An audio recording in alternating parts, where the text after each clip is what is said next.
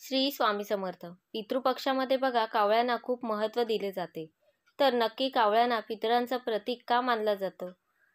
का कावळ्यांना आपण पितृपक्षामध्ये एवढं महत्त्व देत असतो? तर यामागे काहीतरी गोष्ट आहे का? ही कथा आहे, काही महत्त्वाच्या गोष्टी आहेत. तर या उपायाविषयीची संपूर्ण माहिती जाणून घ्यायची असेल तर व्हिडिओ स्किप न करता संपूर्ण बघा. आणि चॅनलवर पहिल्यांदा आला असाल तर सबस्क्राईब करा आणि बेल आयकॉनला प्रेस करा, म्हणजे जेव्हाही मी नवीन व्हिडिओ अपलोड करेन त्याचं नोटिफिकेशन सगळ्यात आधी तुम्हाला मिळेल. तर बघा, यंदा पितृपक्ष जो आहे तो 8 सप्टेंबरला सुरू होतो आहे आणि 21 सप्टेंबरला पितृपंधरवडा संपतोय. त्यानंतर नवरात्री असते. आपल्या पूर्वजांच्या आत्म्याला शांती मिळावी यासाठी पितृपक्षामध्ये काही विधी केले जातात. श्राद्ध केले जाते, तर्पण केले जाते आणि पितरांसाठी काही गोष्टी केल्यानंतर लोक कावळ्याद्वारे आपल्या पूर्वजांना नैवेद्य जे आहे, अन्न जे आहे ते आपण अर्पण करत असतो. असं म्हणतात की पूर्वजांचा आत्मा या कावळ्यामध्ये राहतो आणि कावळे जे आहेत त्यांना या दिवसांमध्ये खूप महत्त्व दिले जाते. तर नक्की असं का आहे, याच्या मागचं कारण काय आहे ते मी तुम्हाला सांगते. म्हणजे या पितृपक्षामध्ये आपल्याला पूर्वजांना समजा काही खाऊ पिऊ घालायचं असेल तर ते कावळ्यांना दिले जाते. कावळ्यांना पाणी अर्पण केलं जातं, कावळ्यांना अन्न दिले जाते, म्हणजेच ते पूर्वजांपर्यंत पोहोचलं असं मानलं जातं. जर कावळ्याने खाल्लं तर कावळा हे यमाचं प्रतीक आहे, यमराज आहे, ते मृत्यूचे देवता आहेत. जर कावळा अन्न खातो तर यमराज आनंदी होतो आणि आपला संदेश आपल्या पूर्वजांपर्यंत पोहोचतो, असे त्यामागचे कारण आहे. या पितृपक्षामध्ये पूर्वज जे आहेत ते कावळ्याचे रूप धारण करतात. त्यामुळे कावळ्यांना अन्न देऊन पूर्वजांचे आशीर्वाद मिळवले जातात. पितृपक्षामध्ये घराच्या छतावर, घराच्या खिडकीवर जर कावळा दिसला, कावकाव करत असेल तर तुमचे पूर्वज तुम्हाला आशीर्वाद देण्यासाठी आलेले आहेत का समजले जाते. बघा, कधीकधी असं पण बघायला नेहमी मिळतं की येणारे कावळे पितृपक्षामध्ये त्या घराकडे फिरकतसुद्धा नाही. मग अशा वेळेस असंच असतं, ते पितृ काही कारणाने नाराज होतात, म्हणून ते पितृपक्षामध्ये त्यांच्या घरी घास घ्यायला येत नाही, असं आपण ऐकलेलं असेल. आपले मोठे जे लोक असतात तुम्ही त्यांच्या तोंडून ऐकलं असेल.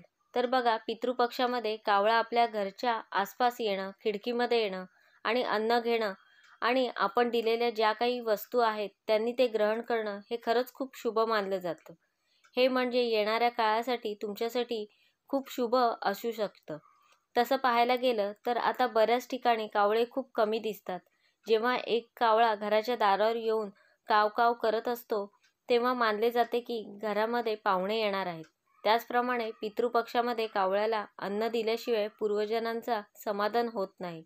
अन्नाला काकस्पर्श केल्याशिवाय पितरांपर्यंत ते पोहोचत नाही.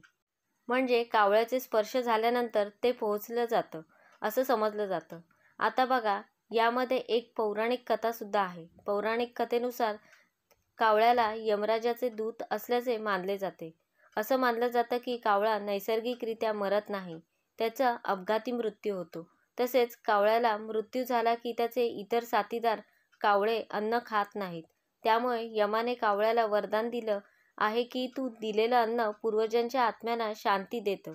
त्यामुळे पितृपक्षामध्ये कावळ्यांना अन्न देण्याची प्रथा सुरू झाली. कोणताही आत्मा कावळ्यांच्या शरीरामध्ये राहू शकतो. या काळामध्ये पूर्वज कावळ्यांचे रूप धारण करतात आणि त्यामुळे कावळ्यांना अन्न देऊन त्यांचा आशीर्वाद जो आहे तो आपल्याला मिळवून घेता येतो. पितृपक्षामध्ये घराच्या छतावर, खिडकीमध्ये जे कावळे येतात ते तुम्हाला आशीर्वाद देण्यासाठी तुमचे पितृ आलेले आहेत असं समजलं जातं. बघा, यमाने कावळ्याला वरदान दिलं होतं की तुला दिलेले अन्न पूर्वजांना आत्म्याला शांती देईल. त्यामुळे पितृपक्षामध्ये ते कावळ्यांना अन्न खाऊ घालण्याची आणि त्यांना तर्पण करण्याची प्रथा निर्माण झाली आहे. तर हे त्यामागचे कारण आहे. म्हणून पितृपक्षामध्ये कावळ्यांना एवढं महत्त्व दिले जाते.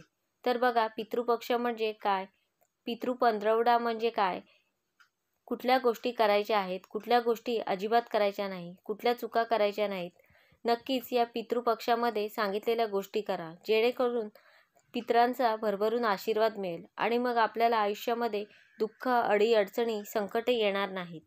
तर अशा प्रकारे मी तुम्हाला संपूर्ण माहिती देण्याचा प्रयत्न केला आहे.